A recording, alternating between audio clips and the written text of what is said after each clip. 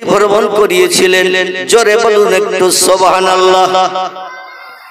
दिन तारीखটা হলো আগামী সোমবার দিন গত রাত এবং মঙ্গলবারের দিন সকাল বেলা পয়গম্বর পৃথিবীতে ফিরে এসেছিলেন আল্লাহর আরশ কুরসি থেকে।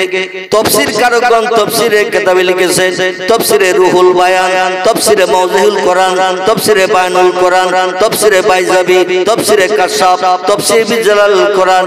আল্লামা কুরতুবী রাহমাতুল্লাহ আলাইহি তার কিতাবে লিপিবদ্ধ করেছেন আল্লাহ পাকের সামনে পয়গম্বর মুহাম্মদ রাসূলুল্লাহ আগামী সোমবার দিন গত রাত্রিতে আল্লাহর সামনে বসে গল্প গুজব করতে করতে সময় লেগেছিল 27 বছর।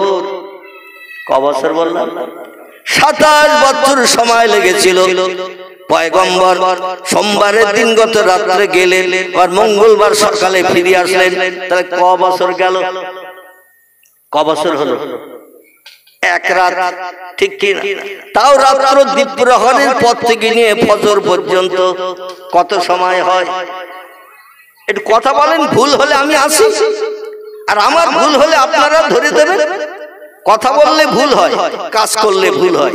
যে কথা বলে না তার কথার ভুল খুঁজে পাওয়া যাবে না, যে কাজ করে না তার কাজের ভুল পাওয়া যাবে। কথা বলে যে কাজ করে না তার কাজের ভুল পাওয়া যাবে না। এই জন্য আপনারা কথা বলবেন, ভুল হলে ইনশাআল্লাহ আসি সংশোধনের জন্য। আর আমি তত্ত্ব দিতে যাই, যদি কোনো ভুল কথা বলে বসি আপনারা টপ করে ধরে দেবেন, আমিও সংশোধন করে দেব ইনশাআল্লাহ। জোরে বলুন আমিন। তবে ইতিকাফে নিয়ত করে বসে থাকলে হবে না, আর ইতিকাফে নিয়ত করে বসে থাকলে আমি ওয়াজ করতে পারি না। আপনারা কিছু দেবেন, আমি কিছু নেব, আমি কিছু দেব, আপনারা কিছু নেবেন। তাহলে মজলিস একেবারে সম্পূর্ণ হবে, মজলিসে জজবা তৈরি হবে, আল্লাহর রহমত বর্ষিত হবে। জোরে বলুন সুবহানাল্লাহ। রাত্র দ্বীপ্রহরের পর থেকে নিয়ে ভোর পর্যন্ত কত সময়? আর জাহেরটা তথ্য দেবেন তো কত ঘন্টা? আর রাত 12টার পর থেকে নিয়ে সকাল পর্যন্ত মনে করুন 6 ঘন্টা নাকি? 6 ঘন্টা, কারণ টোটাল রাত হলো 12 ঘন্টা, টোটাল দিন হলো 12 ঘন্টা। একটা দিন গণনা করি কত ঘন্টায়? 24 ঘন্টায়। অনেকে বলে 12 ঘন্টায় দিন। হাফ ডে হাফ নাইট, অর্ধেক দিন আর অর্ধেক রাত, দুটো মিলে একটা। এই দুটো গণনা করলে কিন্তু 24 ঘন্টা হয়। আমাদের ঘড়িতে 12 ঘন্টার টাইম ঠিক করা রয়েছে, কিন্তু এয়ারপোর্টে যাবেন, ট্রেন স্টেশনে যাবেন, হাওড়া স্টেশনে যাবেন, ওখানে দেখবেন ওই 12টার পরে একটা গণনা করা হয় না, 12টার পরে 13, 13-র পরে 14, 14-র পরে 15, এইভাবে 24 পর্যন্ত গণনা করা হয়। ঠিক বললাম না ভুল বললাম? এইভাবে 24 ঘন্টার দিন, এই দিনটাকে একটা দিন বলা হয়। শুধু দিনকে দিন বলা হয় না, শুধু রাতকে দিন বলা হয় না, রাত বলা হয় না, রাত দিন দুটো মিলে একটা দিন। এইভাবে বছর গণনা হয় 365 দিন বা 360 দিন, ঠিক কি না আমার ভাইরা? তো 6 ঘন্টার মতো সময় লাগলো আল্লাহর দরবারে পয়গম্বর মুহাম্মদ রাসূলুল্লাহ বসে গল্প গুজব করতে। আল্লাহ বলেন, সূর্য যেখানে আছো দাঁড়িয়ে যাও, ও চাঁদ যেখানে আছো দাঁড়িয়ে যাও, নদীর জোয়ার যেখানে আছো সেখানেই দাঁড়িয়ে যাও, ভাটা যেখানে আছো সেখানে দাঁড়িয়ে যাও, দক্ষিণে হাওয়া যেদিকে চলছে সেইখানে স্টপ হয়ে যাও, উত্তরে হাওয়া যেদিক থেকে চলছে ওইখানে স্টপ হয়ে যাও। যত সময় আমি আল্লাহ না বলবো তত সময় পর্যন্ত তোমরা তোমাদের গতিপথ চালু করবে না। ও ফেরেশতারা, তোমরা যে যেখানে আছো স্টপ হয়ে দাঁড়িয়ে যাও, হুরি গেলে মান যে যেখানে আছো দাঁড়িয়ে যাও। কেউ কোনো কথাবার্তা বলবে না, কেউ কোনো অট্টহাসি হাঁটবে না, কেউ কোনো গল্প গুজব করবে না। কারণ এখন কথা হচ্ছে আমার প্রেমিক প্রেমিকার কথা হচ্ছে, প্রেমিক প্রেমিকার গল্প হচ্ছে, ওখানে কেউ ডিস্টার্ব করতে পারবে না। ডিস্টার্ব করলে আমাদের গল্প মজবে না, গল্প জমবে না। এই জন্য যে যেখানে আছে স্টপ হয়ে যাও, যত সময় আমাদের গল্প শেষ না হবে।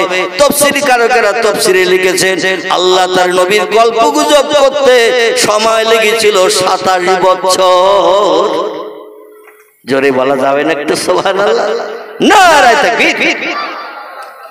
আমার ভাইরা, রাসূল বলছেন, মান সামার রজব, যদি কোনো ব্যক্তি রজব মাসে একটা নফল রোজা রাখে, কামা কুল্লা দাহরা, কামা কুল্লা দাহরাহু, সে যেন সারা বছর রোজা রাখার সওয়াব অর্জন করলো।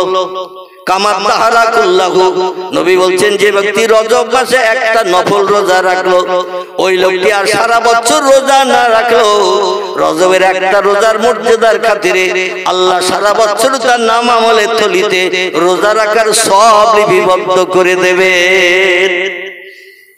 ইহুদিরা কোনো পাই পার্বণ আসলে, ভালো ভালো অনুষ্ঠান আসলে ওরা আনন্দে একটা করে রোজা রাখতো।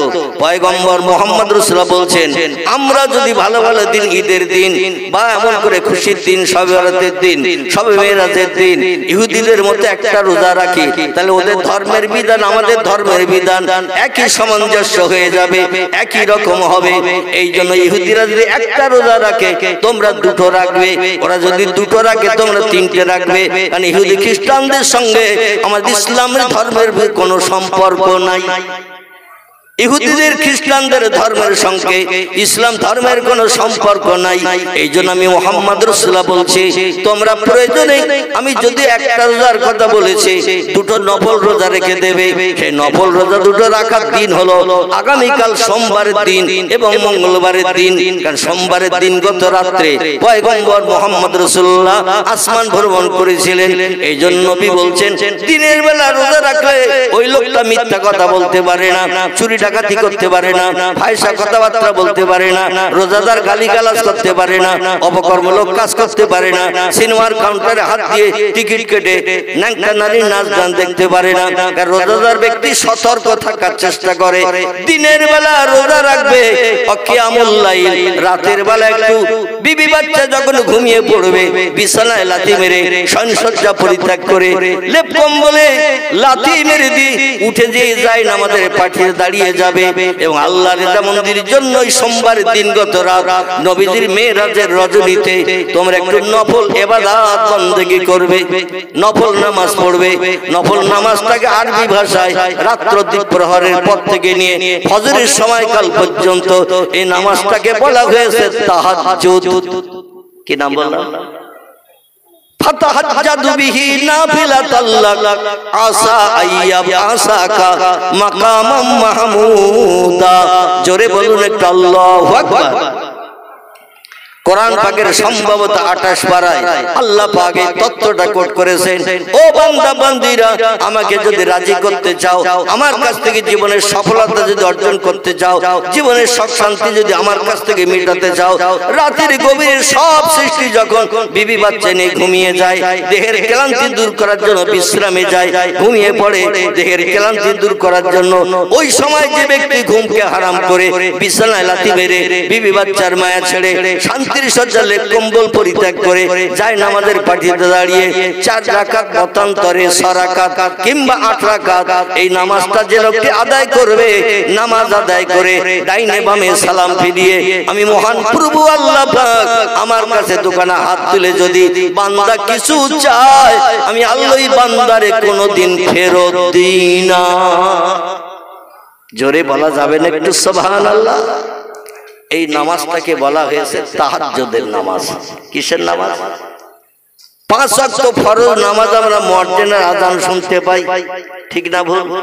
কিন্তু এই 5 ওয়াক্ত নামাজ ছাড়া আরো কিছু ওয়াক্ত নামাজ আছে। 5 ওয়াক্ত নামাজ আমাদের এই জন্য পড়তে হবে, আমরা বাস করি কার দুনিয়ায়? কার দুনিয়ায় বাস করি? পৃথিবীতে বহু বড় বড় বিজ্ঞান এসেছে, কারো নাম রুশো, কারো নাম প্লেটো, কারো নাম হেগেল, কারো নাম ক্যান্ট, কারো নাম বয়েল, কারো নাম জার্নাল, কারো নাম মিলি, কারো নাম টমাস কার্লাইল, কারো নাম উইলিয়াম মুর, কারো নাম এডওয়ার্ড গিবন, কারো নাম গোয়েল, কারো নাম আইজাক নিউটন, কারো নাম গ্যালিলিও।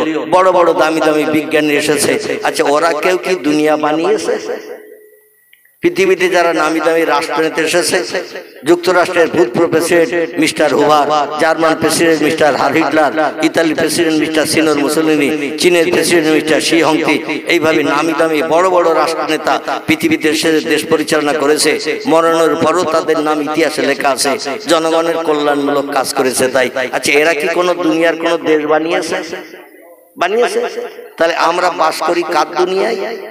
একটু জোরে বলেন।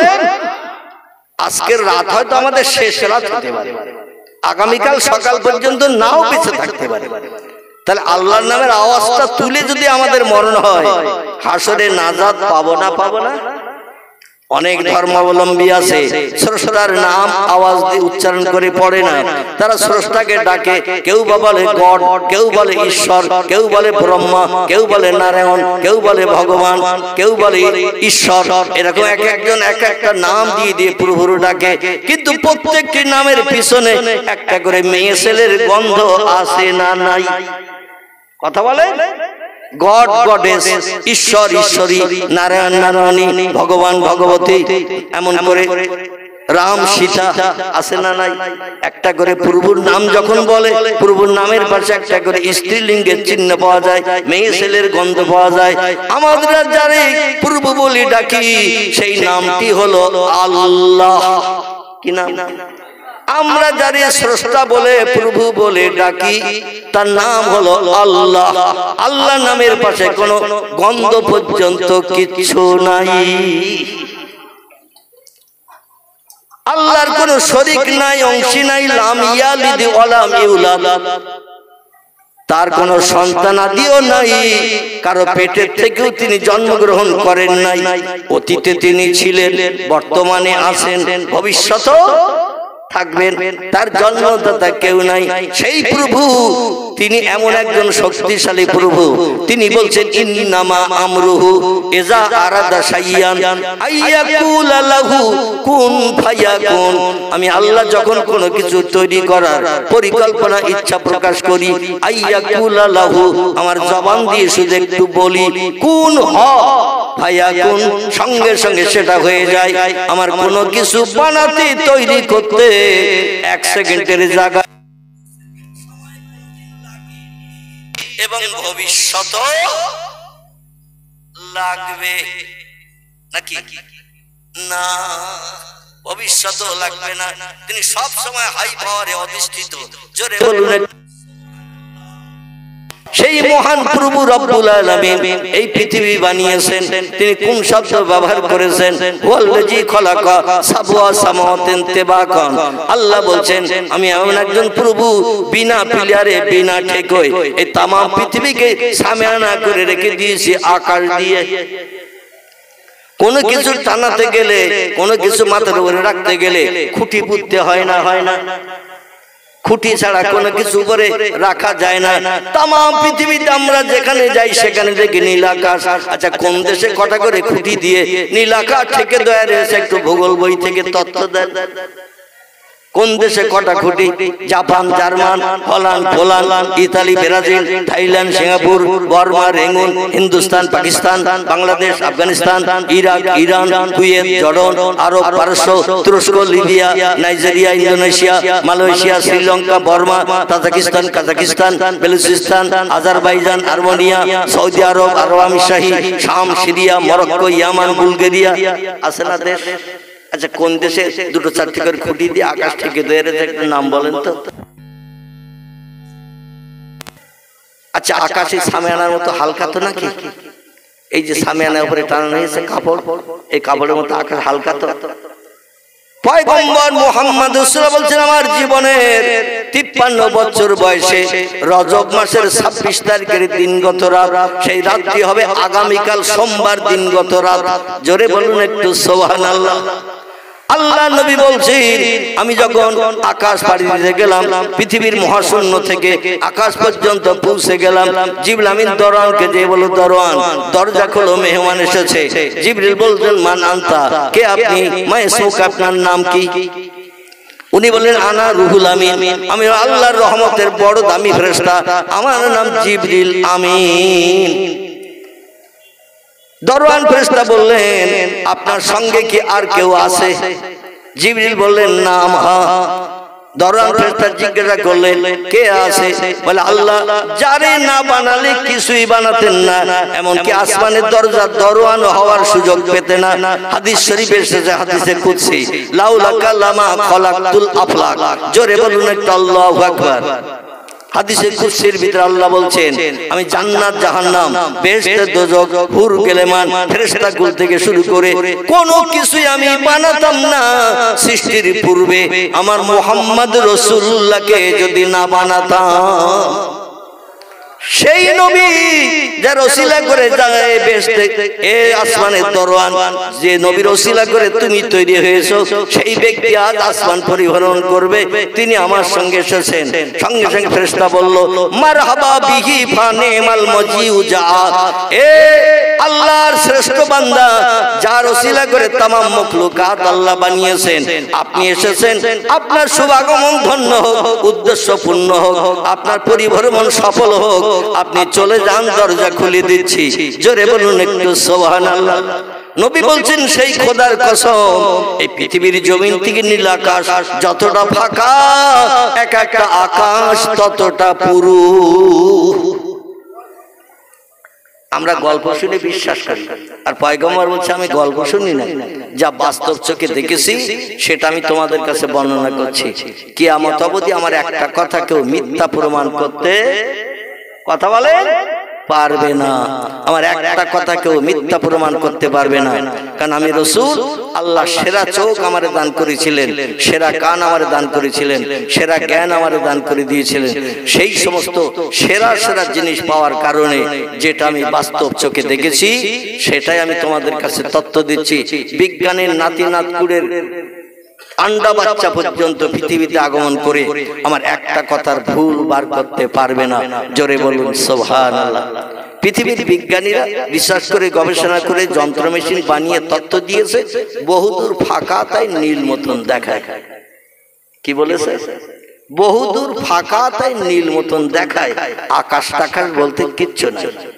বর্তমান প্রযুক্তি যুগের উচ্চ শিক্ষিত বিজ্ঞানীদের তথ্য। কারণ আকাশের ধারে পাশে আজ পর্যন্ত কেউ যেতে পেরেছে? ভবিষ্যতে পারবে? এমন জায়গায় আল্লাহ আকাশ বানিয়েছে, তোদের আন্ডা বাচ্চাও ভবিষ্যতে আকাশের ধারে পাশে আসতে পারবে না। কিন্তু আমি আল্লাহ যার সহায় হয়ে যাই, মান কানা লিল্লাহ, আমি আল্লাহ আমার আপন যারা হয়ে যায়, কানাল্লাহু লাহু, আমি আল্লাহ তাদের আপন হয়ে যাই। আর আমি আল্লাহ যাদের আপন হয়ে যাই, দুর্জয়কে পরাজয় করিয়ে তাদের আমি সফলতা অর্জন করিয়ে জীবনে প্রতিষ্ঠিত করি। জোরে বলুন একটু সুবহানাল্লাহ। পয়গম্বর বলছেন এই পৃথিবীর জমিন থেকে নীল আকাশ যতটা ফাঁকা, এক একটা আকাশ ততটা পুরু, তার উপরে আবার ততটা ফাঁকা, আবার একটা আকাশ ততটা পুরু, তার উপরে আবার ততটা ফাঁকা, আবার একটা আকাশ ততটা পুরু। এইভাবে আকাশ আল্লাহ বানিয়েছেন সাতটি, সাবওয়া সামাওয়াতেন তিবাকান, মাঝে মাঝে ফাঁকা দিয়ে দিয়ে আল্লাহ আকাশ বানিয়েছেন সাতটি, ফাঁকা রেখেছেন সাতটি।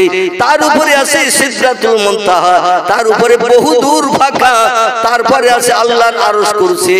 জোরে বলুন একটু সুবহানাল্লাহ। আল্লাহ যেখানে অতীতকালে বসতেন, বর্তমানে বসেন, ভবিষ্যতেও বসে বিশ্ব চরাচর সব পরিচালনা করে থাকেন, সে আল্লাহর থাকার জায়গা হলো আরশ কুরসি। তাই বলে আপনি যেন এই ধারণা করবেন না বহুদূরে আল্লাহ সাত আকাশের উপরে আরশে কুরসিতে আছে, আমরা দুনিয়ায় যা করব আল্লাহ দেখতে পাবে না। আল্লাহ বলেন আল্লাহু সামিউম বাসীর, আমি যেখানেই থাকি না কেন, তোমরা কোথায় কি করো না করো, কম্পিউটার মেশিন খুললে যেমন সব তথ্যগুলো পটপট করে বেরিয়ে যায়, আমার চোখের সামনে সব তথ্যগুলো পরিবেশিত হয়। কোন কাজ করে তোমরা আমারে ফাঁকি দিতে পারবে না। জোরে বলুন একটু সুবহানাল্লাহ। মনে করো না সলিমউদ্দিন চাচার 1.5 বিঘে পুকুর, বড় পুকুর, 2-3 বছর শুধু মাছ ফেলে তো মাছ ধরে না। আর পুকুরের ভেড়ির পাশে মানে পাড়ের উপরে কলা বাগানে ঝাড় রয়েছে, রাত 1:30টার দিকে দুটো ভাত কুড়ো দিয়ে এক খামন জাল ফেলে দেবো, জাল সাগিয়ে তোলা যাবে না, বহু মাছ রয়েছে। এখানে অবশ্য কেউ এরকম ধরে না, এখানকার লোকের নামে বদনাম দেন, আমার আবার যেতে হবে তো নাকি? আহারে আল্লাহ বলছি ও বান্দা বান্দিরা, ইয়ালামু খায়িনাতাল আয়ুনে ওয়া মা তুখফিস সুদুর। চোখের ইশারায় কারোর সঙ্গে যদি চোখের ইশারায় তুমি কথা বলো, দুনিয়ার কেউ বুঝবে না কি বলছো, তুমি যার সঙ্গে কথা বলছো সেই বুঝতে পারবে চোখ টিপে আমার সঙ্গে কি বলছে। আল্লাহ বলেন কেউ বুঝতে না পারলো আমি ওটা বুঝি। অমা তুখফি সুদূর, অন্তরে মনে মনে যে চিন্তা ভাবনা করো, মনের ভিতরে গোপনে চিন্তা ভাবনা করছো, এক জায়গায় বসে বসে রাতের বেলা কার ডোবের মুরগি ধরবো, কার হাঁস চুরি করবো, কার পুকুরের মাছ ধরবো, কোন বিধবার দরজার কড়া রাত 2টোর দিকে নাড়া দেবো, স্বামী মারা গেছে, বাচ্চা নিয়ে বসবাস করে, টাকার বিনিময়ে জীবন যৌবনে খোদানে বৃদ্ধি করে আসবো, শীতকালের রাত কেউ রাতের বেলা উঠবে না, জীবন যৌবনে খোদা মিটিয়ে আসবো। আল্লাহ বলছেন মনে মনে দিনের বেলা চিন্তা করছো, অন্তরে অন্তরে ও খবরটাও আমি আল্লাহ রাখি। তাহলে আল্লাহরে ফাঁকি দেওয়ার কিছু করা যাবে? কথা বলে, আল্লাহরে ফাঁকি দেওয়ার কিছু করা যাবে না। এটা জানা সত্ত্বেও আমরা করি। ঠিক বলেছি না ভুল বলেছি? এটা জানা সত্ত্বেও আমরা করি। আল্লাহ বলছেন যা কিছু করছো সব টেপ রেকর্ডের মতো টেপ হয়ে যাচ্ছে, ক্যাসেট হয়ে যাচ্ছে। এই যে মোবাইল লাগিয়ে দিয়েছে, আমি কথা বলছি ওতে উঠছে না, উঠছে না, কথা বলে পরে ছেড়ে দিলে আবার আমি যদি কোনো বক্তৃতা করতে করতে কাশি, ও কাশিটা উঠবে না, উঠবে না, সব উঠবে কিনা? তার সব যদি বিজ্ঞানীরা বানাতে পারে, আল্লাহ কি পারে না? আল্লাহ বলছেন যেটা তোমরা পারো না সেটা আমি পারি, যেটা তোমরা দেখতে পাও না সেটা আমি দেখতে পাই, যে কাজ তোমরা করতে পারো না সে কাজ আমি করতে পারি, যে কথা তোমরা শুনতে পাও না সেটাও আমি শুনতে পাই। জোরে বলুন সুবহানাল্লাহ। আমি হলাম সেই আল্লাহ সুবহানাহু ওয়া তাআলা। আমার ভাইরা, এই জন্য পয়গম্বর মুহাম্মদ রাসূলুল্লাহ বলছেন তোমরা দিনের বেলা মেরাজের রজনীর আগের দিন মানে সোমবারের দিন দিনের বেলা নফল রোজা রাখবে যাতে চরিত্রটা ভালো থাকে। রোজা রেখে মাগরিবের সময় ইফতার করে রাতের বেলা কিছু খাওয়া দাওয়া করে একটু বিশ্রাম নিয়ে এশার নামাজ আদায় করার পরে রাত্র দ্বিপ্রহরের পর থেকে নিয়ে মানে রাত 12টার পরের থেকে নিয়ে ফজরের আজান ধ্বনির আগ সময় পর্যন্ত এই সময়টার নাম হলো তাহাজ্জুদ। কি নাম বললাম? এই সময়টার নাম হলো তাহাজ্জুদ। এছাড়া আরো কিছু নফল নামাজ আছে আল্লাহকে আপন বানানোর জন্য। একটি নামাজের নাম হলো ইশরাক। কি নাম বললাম? ইশরাক। ফজরের নামাজের পরে এই ইশরাকের নামাজ আদায় করতে হয়। তারপর একটা নামাজের নাম আছে, নাম হলো তার চাষ। কি নাম বললাম? বেলা 10টা 10:30টার সময় এই নামাজ পড়তে হয়। তারপর একটা নামাজের নাম আছে, এই নামাজের নাম হলো আওয়াবিন। কি নাম বললাম? মাগরিবের নামাজের পরে এই আওয়াবিনের নামাজ পড়তে হয়। আল্লাহর নবী বলছেন যদি কোনো ব্যক্তি মাগরিবের নামাজের পরে নফল নামাজ 2 রাকাত, ফরজ নামাজ 3 রাকাত, সুন্নত নামাজ 2 রাকাত, এই নামাজগুলো শেষ হওয়ার পরে যারা আওয়াবিনের নামাজ 6 রাকাত পাঠ করবে, সাগরের ঢেউয়ের ফেনার মতো তার নাম আমলের থলিতে আল্লাহ সব লিপিবদ্ধ করবেন। ওই বান্দা কোনোদিন জাহান্নামের আগুনে দগ্ধ হবে না। এই নামাজটির নাম হলো আওয়াবিন। পয়গম্বর মুহাম্মদ সাল্লাল্লাহু আলাইহি জানিয়ে দিয়েছেন আয়াতুল কুরসির সূরাটা পাঠ করে এবং সূরা ইখলাস পাঠ করে 2 রাকাত করে নামাজের নিয়ত করবে। ডাইনে বামে সালাম ফিরিয়ে ওই 2 রাকাত নামাজ শেষ করবে। আবার নিয়ত করবে 2 রাকাত নামাজের নফল নিয়ত তাহাজ্জুদের নামাজ নিয়ত করে আয়াতুল কুরসির সূরা পড়বেন। আল্লাহু লা ইলাহা ইল্লা হুয়াল হাইয়ুল কাইয়্যুম লা তাখুযুহু সিনাতু ওয়ালা নাওম লাহু মা ফিস সামাওয়াতি ওয়া মা ফিল আরদ মান জাল্লাযী ইয়াশফাউ ইনদাহু ইল্লা বিইজনিহি ইয়ালামু মা বাইনা আইদিহিম ওয়া মা খালফাহুম ওয়া লা ইউহিতুনা বিশাইইন মিন ইলমিহি ইল্লা বিমা শাআ ওয়াসিয়া কুরসিয়ুহুস সামাওয়াতি ওয়াল আরদ ওয়া লা ইয়াউদুহু হিফযুহুমা ওয়া হুয়াল আলিয়্যুল আযীম। জোরে বলুন সুবহানাল্লাহ। টোটাল কোরআনের ভিতরে উত্তম আয়াত হলো আয়াতুল কুরসি। আয়াতুল কুরসির মতো দামি আয়াত আর কোরআন শরীফের ভিতরে টোটাল নাই। জোরে বলুন সুবহানাল্লাহ। বর্ণনাকারীরা বর্ণনা করেছেন আয়াতুল কুরসি একবার পাঠ করলে আল্লাহ পাক অধ্বংস কোরআন শরীফ পড়ার সব বান্দার নামামলে লিখে দেয়। কতটা? কোরআন হলো 30 পারা। কোরআন হলো 30 পারা, 114টি সূরা, 6666টি সেন্টেন্স বাক্য আয়াত, 3,44,740টি হরফ বর্ণমালা অক্ষর দিয়ে আল্লাহ কোরআনকে খুব কমপ্লিট করে আমাদের ঘরে পৌঁছে দিয়েছেন। তখন হাফেজ সাহেব যদি কোরআন তেলাওয়াত করে, তখন হাফেজ নিজে বসবে, কেউ বুঝতে পারবে না। অন্য পাশে ব্যক্তি যদি বসে থাকে, ও মৌপোকার ডানার গুনগুনানি আওয়াজ শুনবে, কোন হরফ কোনটা কি পড়ছে বোঝা যাবে না। পড়বে যে সেই বুঝতে পারবে, তোকল হবে। এইরকম তোকল ভাবে যদি কোরআন কেউ পড়ে, অন্তত 6 থেকে 6.5 ঘন্টা কোরআন খতম করতে তার সময় লেগে যায়। ক ঘন্টা? 6.5 ঘন্টা, মতান্তরে 6 ঘন্টা সময় লাগে কোরআন শরীফ শুরু থেকে শেষ পর্যন্ত তেলাওয়াত করতে, তোকেও হাফেজের কণ্ঠে। কিন্তু আপনি আয়াতুল কুরসি যদি একবার পড়েন, কোরআন শরীফের অর্ধাংশ পড়ার সওয়াব আপনার নামালে লিখে দেবে। হাদিস শরীফে আরো তথ্য এসেছে, আল্লাহর পয়গম্বর বলছেন কোরআন শরীফে 3টি সূরা আছে, সবথেকে ছোট শর্ট, সবথেকে ছোট শর্ট সূরা। একটির নাম হলো সূরা কাউসার। কি নাম? সূরাতুল কাউসার। একটির নাম সূরাতুল আসর, একটির নাম হলো সূরাতুল ইখলাস। এই 3টি সূরার মতো ছোট শর্ট, অল্প কথা বলে সূরা শেষ, এমন কোন ছোট সূরা কোরআনে নাই। এই 3টি শর্ট সূরার ভিতরে একটা সূরার মর্যাদা আল্লাহ এত বেশি বেশি দান করেছেন। সূরাটির নাম হলো সূরাতুল ইখলাস। কুল হু আল্লাহু আহাদ আল্লাহুস সামাদ লাম ইয়ালিদ ওয়া লাম ইউলাদ ওয়া লাম ইয়াকুল লাহু কুফুয়ান আহাদ। জোরে বলুন আল্লাহু আকবার। নবী বলছেন পবিত্রতা অবলম্বন করে বিসমিল্লাহ সহ সূরা ইখলাস কোন ব্যক্তি পরস্পর 3 বার যদি পাঠ করে, এক খতম কোরআন তেলাওয়াতের সওয়াব আল্লাহ তার নামালে থলিতে লিপিবদ্ধ করে দেন। জোরে বলা যাবে না একটু সুবহানাল্লাহ?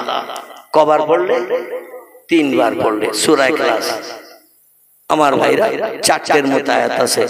কুল হু আল্লাহু আহাদ আল্লাহুস সামাদ লাম ইয়ালিদ ওয়া লাম ইউলাদ ওয়া লাম ইয়াকুল লাহু কুফুয়ান আহাদ। এই 4টি আয়াত আছে, সেন্টেন্স। এই 4টে সেন্টেন্স পড়লেই টোটাল পুরো কোরআন শরীফ কষ্ট করে পড়লে যে সওয়াব, অল্প সময়ের ভিতরে সেই সওয়াব।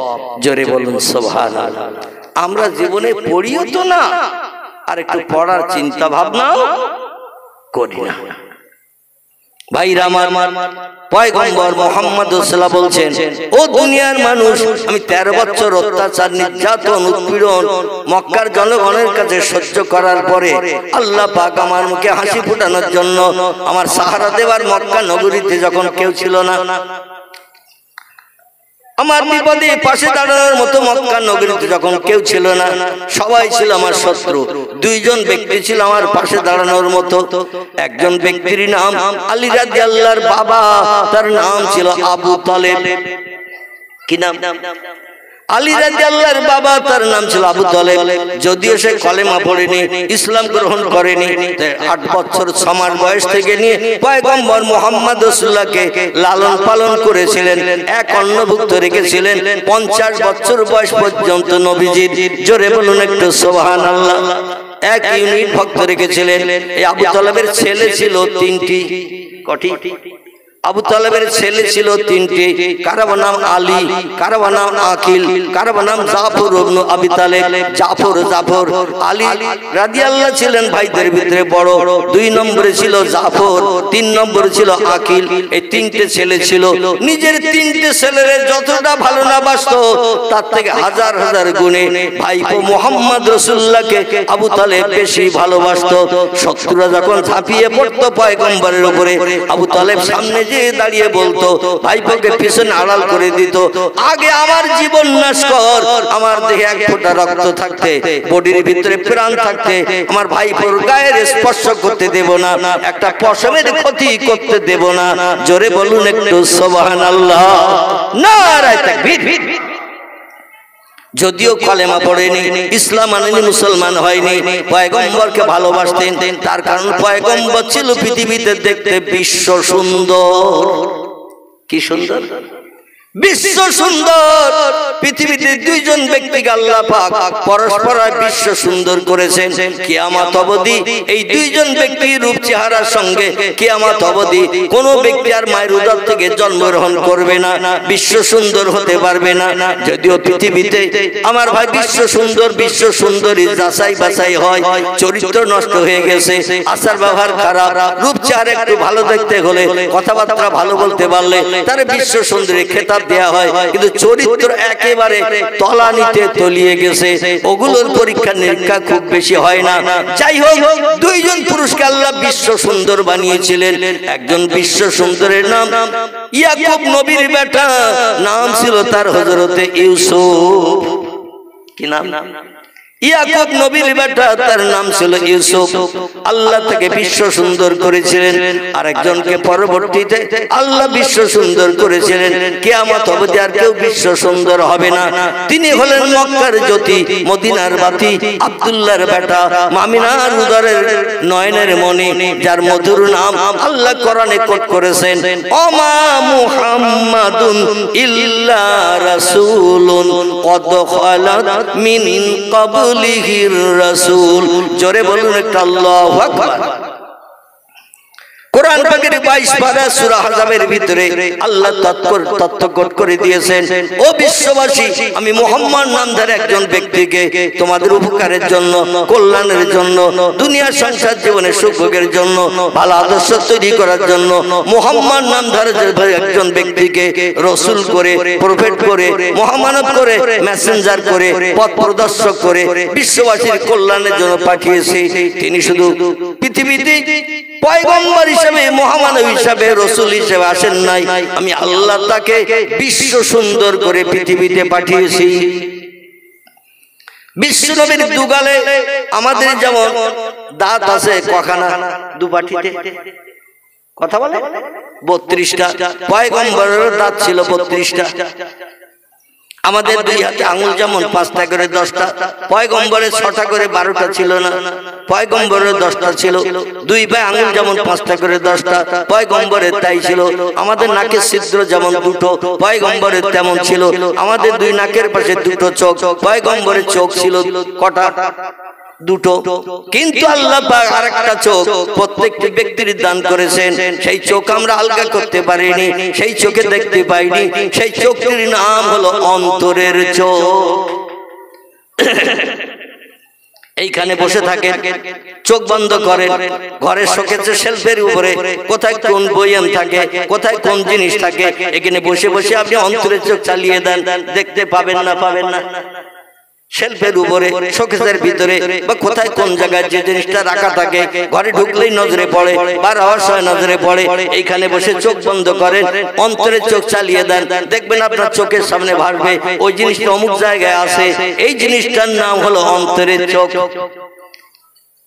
পৃথিবীর বিজ্ঞানীরা মোবাইল মেশিন বানিয়ে বাস্তব তত্ত্বটা একেবারে প্রকাশ করে দিয়েছেন। এখান থেকে মোবাইল মেশিনে আপনি যদি কথা বলেন, জাপান, জার্মান, ইংল্যান্ড, হল্যান্ড, পোল্যান্ডে, এ কথা যেতে দেরি হবে নাকি? 10,000 12,000 কিলোমিটার দূর 2-1 সেকেন্ডের ভিতরে যদি কথা বিজ্ঞানীরা পৌঁছাতে পারে, এখানে মোবাইল মেশিনের মাধ্যম দিয়ে আমেরিকা, জাপান, জার্মানে কোন আপনজন যদি থাকে, ভিডিও কলে যদি তার ফটো আপনি দেখতে পান, কথা বললে তার গাল নড়াও দেখতে পাচ্ছেন, কথা বলছে মুস্কে হাসছে সেও দেখতে পাচ্ছেন। বিজ্ঞানীরা যদি সম্ভবপর হয়, আল্লাহ কি অপারক? আল্লাহ অপারক? আল্লাহ বলছেন আমিও পারি, বরং তোদের আগে পারি। জোরে বলুন একটু সুবহানাল্লাহ। আমি তোদের আগে পারি। তোরা যখন মেশিন বানিয়ে সম্ভব করেছিস, আমার বহুকাল আগে আমি সম্ভব করে রেখেছি। আমার মহামূল্যবান সম্পদ পৃথিবীতে তোদের উপকারের জন্য পাঠিয়েছি, তার নাম হলো আল কোরআন। কি নাম বললাম? আল কোরআন। কোরআন পাকের 22 পারার শেষে আল্লাহ একটি সূরা কোট করে দিয়েছেন। সূরাটির নাম হলো সূরাতুল ইয়াসিন। কি নাম বললাম? সূরাটির নাম সূরাতুল ইয়াসিন। এই সূরায় আল্লাহ বলছেন, বিসমিল্লাহির রহমানির রহিম, ইয়াসিন ওয়াল কুরআনিল হাকীম। আল্লাহ বলছেন আমার মহব্বতের ইয়াসিন, বিশ্ব নবীর গুণবাচক নাম। ইয়াসিন নামটা হলো নবীজির গুণবাচক নাম। আল্লাহ ডেকে বলছেন আমার মহব্বতের ইয়াসিন অল কোরআনুল হাকিম, আমার মহামহিমান্বিত আসমানি লৌহে মাহফুজের সংরক্ষিত মিষ্টি মধুর সত্যবাণী সত্য ভাষা, যার নাম হলো আল কোরআন। এই কোরআনকে আপনার উম্মতের কল্যাণের জন্য আমি মহাবিজ্ঞান করে পৃথিবীতে পাঠিয়েছি। আপনার উম্মত যত রিসার্চ করবে, যত গবেষণা করবে, নিত্য নতুন যন্ত্রপাতি বানানোর তথ্য আমার কোরআন থেকে ঘেটে ঘেটে বার করবে। মানুষকে দুর্জয় পরাজয় করার জন্য, দুর্জয়কে পরাজয় করার জন্য, অসম্ভবকে সম্ভব করার জন্য আমার কোরআনকে বিজ্ঞানের বাবা করে পৃথিবীতে পাঠিয়েছে। যারা কোরআনকে যত রিসার্চ করবে তত তত্ত্ব পাবে। বেদের মতো, পুরাণের মতো, গীতার মতো, ভগবতের মতো, রামায়ণের মতো, মহাভারতের মতো, জিন্দাবাস্তার মতো, গ্রন্থ সাহেবের মতো, মনুসংহিতার মতো, উপনিষদের মতো, তৌরিতের মতো, জব্বুরের মতো, ইনজিলের মতো, বাইবেলের মতো আমার কোরআনকে যেন অনেকদিন বয়স হয়ে গেছে বলে পুরানো ধারণা করো না। আমার কোরআনের একটা নাম দিয়েছি কোরআনুম মাজিদ। জোরে বলুন একটু আল্লাহু আকবার। আমার কোরআনের একটা নাম দিয়ে দিয়েছি, নাম হলো তার কোরআন মজিদ। কোরআন শব্দের বাংলা অর্থ হলো তেলাওয়াত করো, পড়ো। কাপড় দিয়ে জড়িয়ে সামসেটে রাখলে কাজ হবে না, শোকেসের কাছের ভিতরে রাখলে বাইরের থেকে দেখা যাবে, লাভবানি কিছু পাবে না। ও পৃথিবীর মানুষ, কোরআন থেকে যদি লাভ পেতে চাও, কোরআন থেকে যদি সফলতা অর্জন করতে চাও, সফল যদি হতে চাও, কোরআন শব্দের বাংলা অর্থ হলো কারা ইয়াকরাউ কারানান, শব্দের বাংলা অর্থ হলো তেলাওয়াত করো, পড়ো। যত পড়বে তত জ্ঞান অর্জন করতে পারবে, নতুন নতুন যন্ত্র মেশিন বানাতে সুবিধা পাবে। কোরআন আমি মেশিনের সব তত্ত্বগুলো ভরে দিয়েছি উম্মতে মুহাম্মাদের মুখে হাসি ফুটানোর জন্য। জোরে বলুন একটু সুবহানাল্লাহ। কোরআন শব্দের বাংলা অর্থ হলো তেলাওয়াত করা, পড়া। আর মজিদ শব্দের বাংলা অর্থ হলো বেদ পূর্ণ হতে পারে, গীতা পূর্ণ হতে পারে, ভগবত পূর্ণ হতে পারে, রামায়ণ পূর্ণ হতে পারে, মহাভারত পুরাণ হতে পারে, জিন্দাবাস্তা পুরাণ হতে পারে, গ্রন্থ সাহেব পুরানো হতে পারে, মনুসংহিতা পুরানো হতে পারে, উপনিষদ পুরানো হতে পারে, বেদ পুরানো হতে পারে, বাইবেল পুরানো হতে পারে। আমার কোরআনের নাম দিয়েছি নূতন কোরআন। মাজিদ শব্দের বাংলা অর্থ হলো নূতন নূতন নূতন।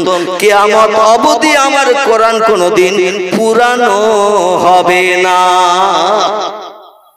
সব ধর্মগ্রন্থ প্রয়োজনে ফেলে রাখো, অনেকদিন বয়স হয়ে গেছে, ফেলে রাখো। হাত দিলেও যা, না দিলেও তাই, এতে কোনো লাভবানি উপকার কিছু হবে না। কিন্তু আমার কোরআন কিন্তু অন্য ধর্মগ্রন্থের মতো পূর্ণ হবে না। আমার কোরআনের নামই হলো নূতন কোরআন। যত পড়বে তত মাল পাবে, যত পড়বে তত নিত্য নতুন যন্ত্র বানানোর তত্ত্ব দিতে পারবে। সেই খোদার কসম, আল্লাহ আখিরি জামানার পয়গম্বরের উম্মতের কল্যাণের জন্য কোরআন যদি পৃথিবীতে না পাঠাতেন, এখান থেকে ৫০০,০০০ বছর আগে বিজ্ঞান যখন কিছুই বানাতে পারেনি, এখনো তাই পারত না যদি মুহাম্মদ রাসূলুল্লাহর কাছে আল্লাহ কোরআন না পাঠাতেন।